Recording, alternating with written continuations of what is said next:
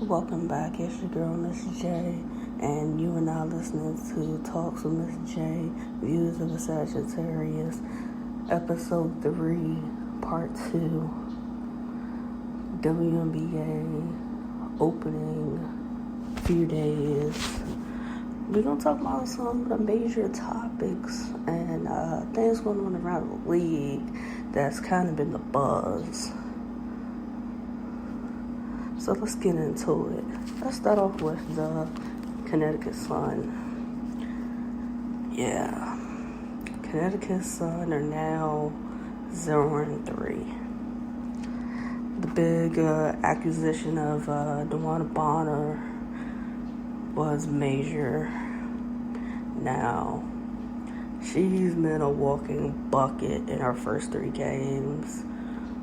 And she scored the most points by a new superstar on a new team in the first few games, which is 74 points.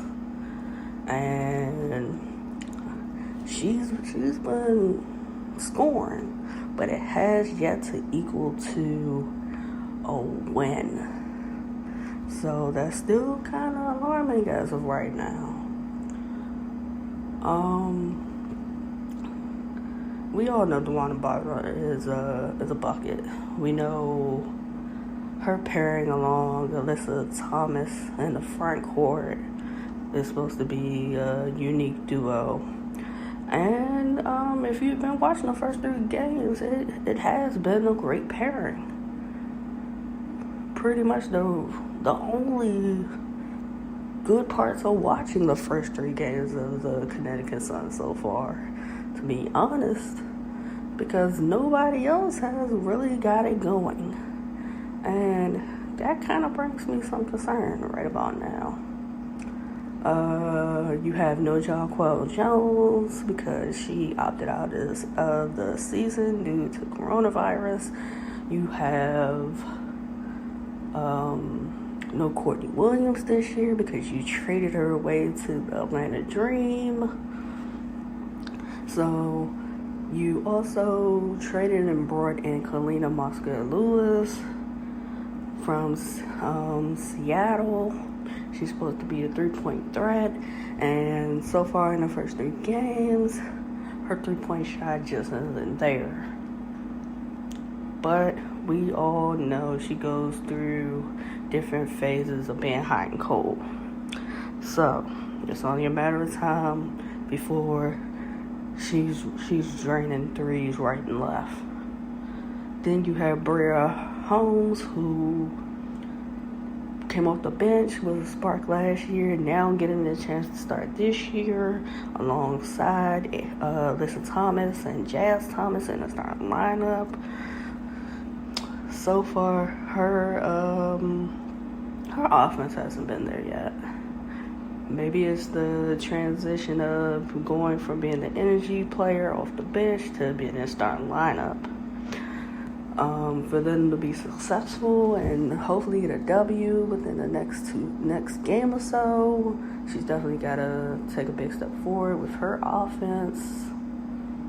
Brianna Jones, she's now the starting center.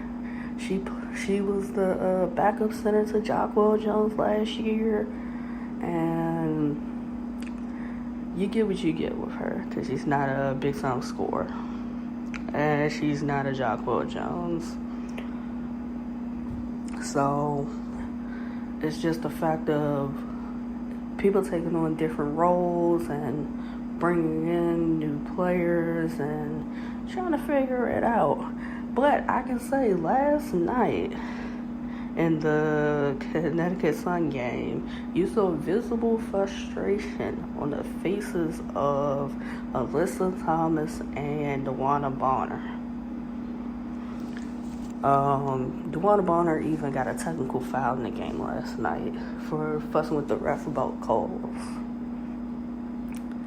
If the Connecticut Sun are basically just going to rely on that 2-man game being dynamic and leading the way in one of them games, as of right now, I don't know how far they're going to go.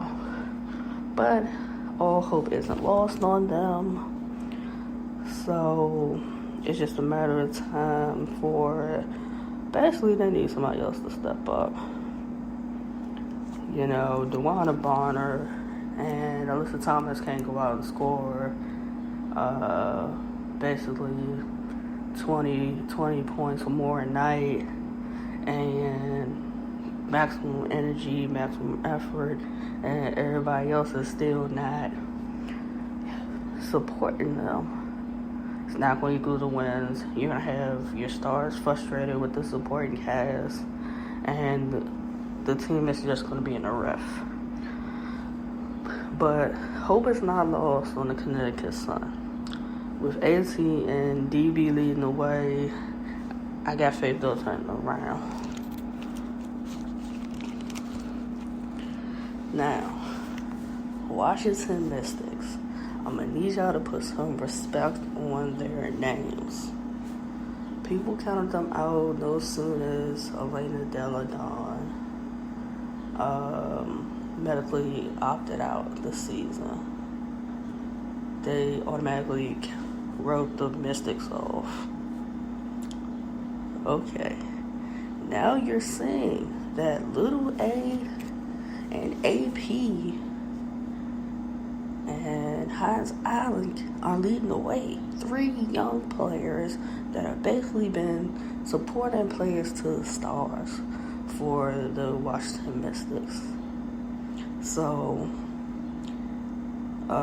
before y'all want to count them out, I'm going to need y'all to watch the Mystics game and see the work that the 3 of them have been putting in.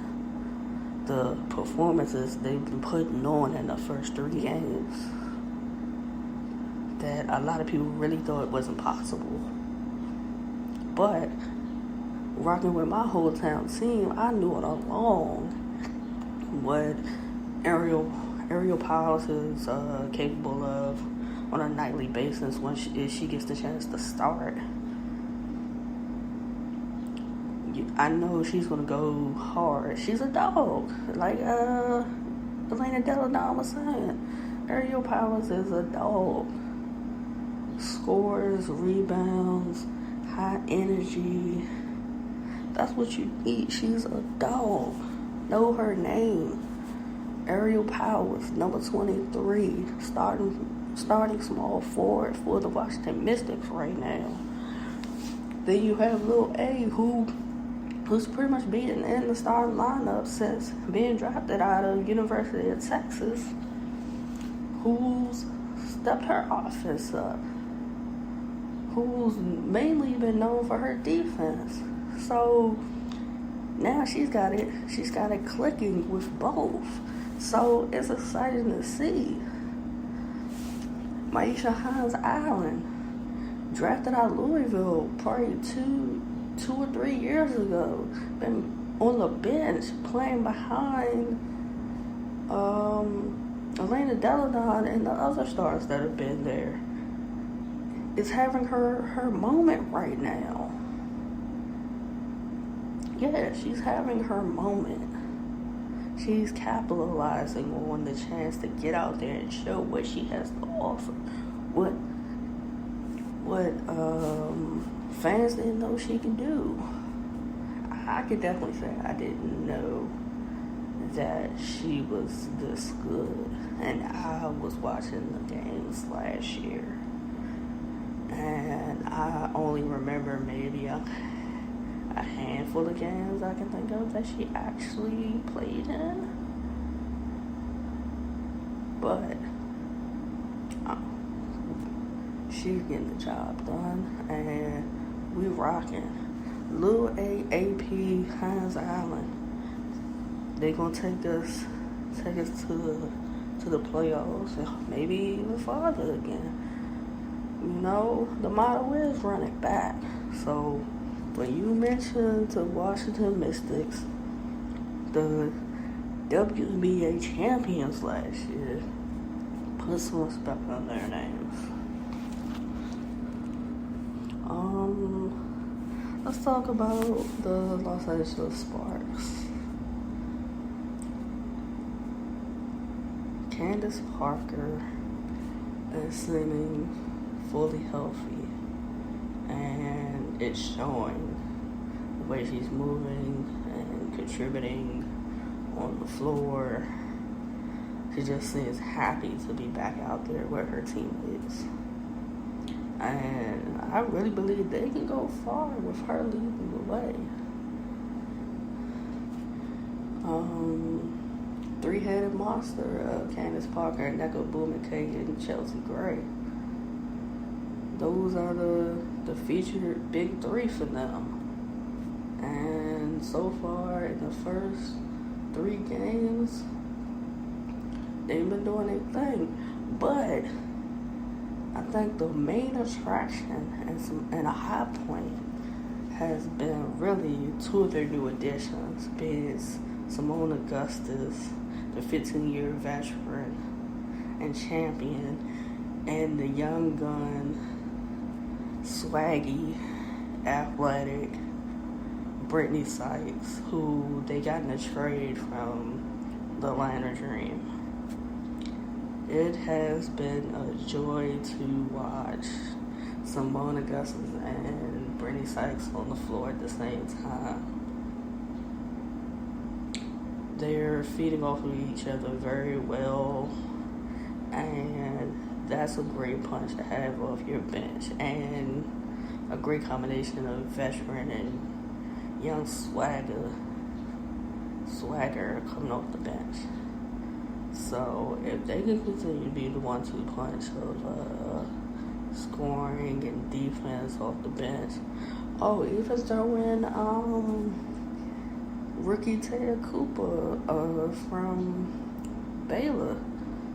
She's getting some minutes, and she's been productive in the minutes that she's gotten. So that was a great rookie free agent signing. So I'm going to definitely say look out for the Los Angeles Sparks. Derek Fisher and his stars, being the big three, seem like they're on the same page, even though they're in a short season. It just seems like there's a better understanding or a better knowing of what the goal is and how they gotta go about it, and the extra help that you got coming off the bench. So the Sparks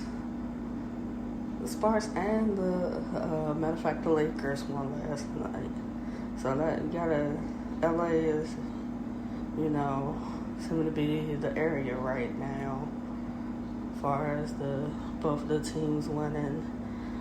So I think as long as the stars for the Sparks stay healthy, they definitely have a high chance of making it to the finals, maybe even the championship game after getting blown out last year and swept.